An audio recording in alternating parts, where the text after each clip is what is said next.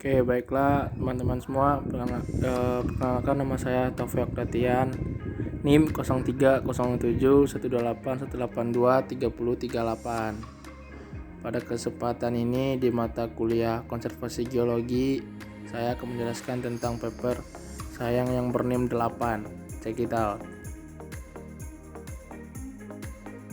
Lalu terdapat 4 outline-nya, yaitu latar belakang, metodologi, pembahasan, dan juga kesimpulan. Latar belakang.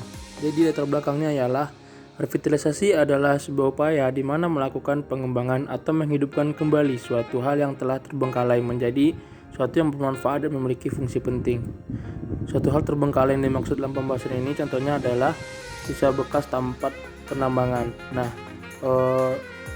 Tempat penambangan ini bisa saja menjadi danau dan lain-lainnya. Lalu tak hanya tempat atau lokasinya saja, melainkan benda-benda warisan penambangan pada saat zaman dahulu pun dapat direvitalisasi dengan dimuseumkan agar dapat menjadi daya tarik budaya.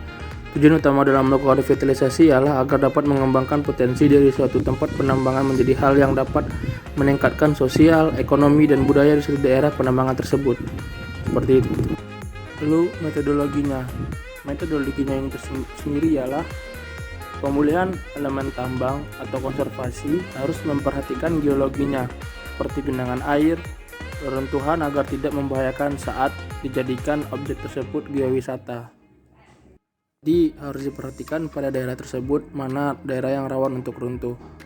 Lalu selanjutnya ialah metodologinya. Inventarisasi tambang merupakan kegiatan melakukan uji ilmiah agar dapat menjadi informasi yang penting dalam menjelaskan sejarah dari usaha dan tambang, seperti studi sejarah dan arkeologis kompleks, lokasi administrasi, antropologi, dan lain sebagainya.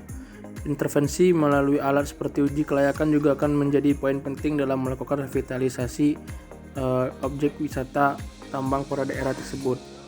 Lalu metodologi selanjutnya ialah melegalitaskan properti, contohnya keaslian sejarah, tipologi keunikan, kondisi konservasi, makna sejarah, dan lain-lain.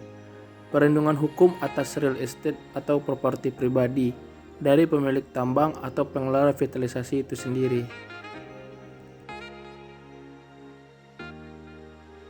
Lalu selanjutnya ialah metodologi yang selanjutnya adalah promosi menjadi hal penting untuk menunjang bahwa revitalisasi nanti akan berhasil, karena salah satu tujuan melakukan revitalisasi ialah untuk meningkatkan ekonomi.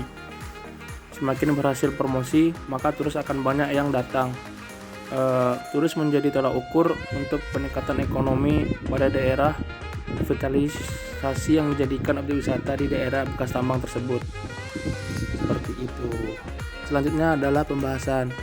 Contoh dari revitalisasi warisan pertambangan yaitu seperti gold mine Glotistok di Polandia, di mana kegiatan tambang emas di bersejarah ini diperkirakan 4.000 tahun secara penambangannya. Emas pertama dilakukan di sini dan menjadi tempat wisata favorit di Polandia. Di Inggris juga terdapat tempat pertambangan milik Raja Edward VII dan juga tempat tersebut dijadikan tempat wisata yang bersejarah di kalangan orang di Inggris sana. Lalu selanjutnya, setelah 2 tahun penambangan intensif dan pekerjaan teknik pada tahun 2004 sampai 2006 yang melibatkan pemindahan sekitar 2.500 metrik ton limbah batu dan beberapa ratus metrik ton kayu busuk adalah mungkin untuk memperbaiki kerusakan yang disebabkan oleh runtuhnya 2 atap dan perpanjang pada tahun 2007, yakni adalah wisata di Cezarna Dolna. Pada tahun 2008 disediakan jalur kereta bawah tanah Loren dan Sumska 2015.